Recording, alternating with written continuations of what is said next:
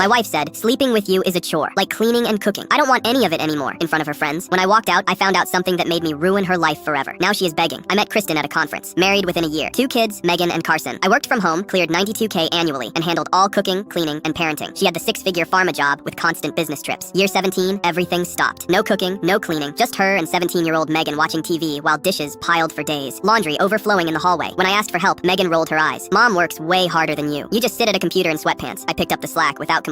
For months. February, Kristen proposed her annual lake cabin trip with college friends. 6 couples, 3 days away. The week before, she dropped $600 on new hiking outfits. I threw 3 t-shirts in a duffel bag. Her ex-boyfriend Blake showed up unannounced. Expensive watch, sales director energy. They were inseparable all weekend. Hiking together, kayaking together, inside jokes nobody else understood. Saturday night, fire pit. Blake's hand rested on her knee. She giggled at his whispers, her hand touching his chest. Then Megan arrived. Kristen had secretly invited her. My 17-year-old daughter positioned herself beside them, smiling like she knew exactly what was happening. Kristen locked eyes with me across the flames. Sleeping with you is a chore, Connor, like cleaning and cooking. Just something I have to check off. The group went silent. Everyone staring. Megan laughed. Mom's been unhappy for years, Dad. You're boring. Honestly, sometimes I wish you just died. I stood, grabbed my bag, drove home alone. Sunday, I checked Kristen's iCloud, synced to our computer for years, found everything. Texts with Blake going back 4 months, hotel receipts, photos, videos. But the gut punch? Messages between Kristen and Megan coordinating it all. Dad's taking Carson to basketball Saturday. You and your friend have the whole house. He's so clueless. Lol. Have fun, Mommy. Then I noticed my grandfather's watch was missing from my office. 3 generations, worth $8,000. Priceless to me. The only thing I had left from him. Checked bank records. $7,800 deposit to Kristen's account from a gold buyer. She'd sold my family heirloom to fund hotel rooms with Blake. Within weeks, the stress and fallout hit her hard. Her thick auburn hair started falling out in clumps. Massive bald patches appeared. Tuesday, she showed up at my door panicking, holding handfuls of hair. Something's wrong. My hair is falling out. I looked at the damage. Wow, that's rough. Stress does that sometimes. This isn't normal. Maybe see a doctor. She showed up again days later, screaming accusations. I called 911, filed trespassing reports. Divorce was brutal for her. My lawyer logged every hotel, dinner, and the watch sale as dissipation of marital assets. Blake disappeared the moment legal papers arrived. I kept the house, primary custody of Carson, most assets. But I wasn't done with Blake. Compiled everything. Photos, texts, hotel receipts on his corporate card, sent it to his company's ethics hotline. He was fired within 2 weeks. Word spread in their industry. His LinkedIn showed open to work for 8 months. Kristen lost her job too. Pharma companies don't appreciate reps showing up with obvious hair loss and emotional breakdowns. She moved back to her parents' house. 2 years later, they showed up at my door. All 4. Kristen, Megan, her elderly parents. Rental SUV stuffed with everything they owned. Garbage bags visible through windows. Kristen dropped to her knees on my cold porch. Please, not for me, for Megan. Megan stood behind, clutching a folder, eyes hollow, thinner than I remembered. I'm sorry, Dad. I was stupid and wrong. Her grandfather's voice shook. They'd been evicted 3 weeks ago. Couldn't make rent anymore. Everything they had left was in those bags. I pulled out my phone. You have 10 minutes before police arrive. Kristen scrambled up, mascara running. Is this really who you want to be? You think you made me this person? Wrong. I was always this person. You just stopped paying attention after you decided I was boring furniture. I looked at Megan one last time. Part of me remembered teaching her to ride a bike, helping with homework, being there for 17 years. Then I remembered her face when she told me to die. Her text, have fun, Mommy. LOL. Her showing up at that cabin specifically to watch me get destroyed. Goodbye, Kristen. I closed the door, watched through the window as they scrambled into the SUV. Kristen still crying. Police cruiser turned onto our street just as they pulled away.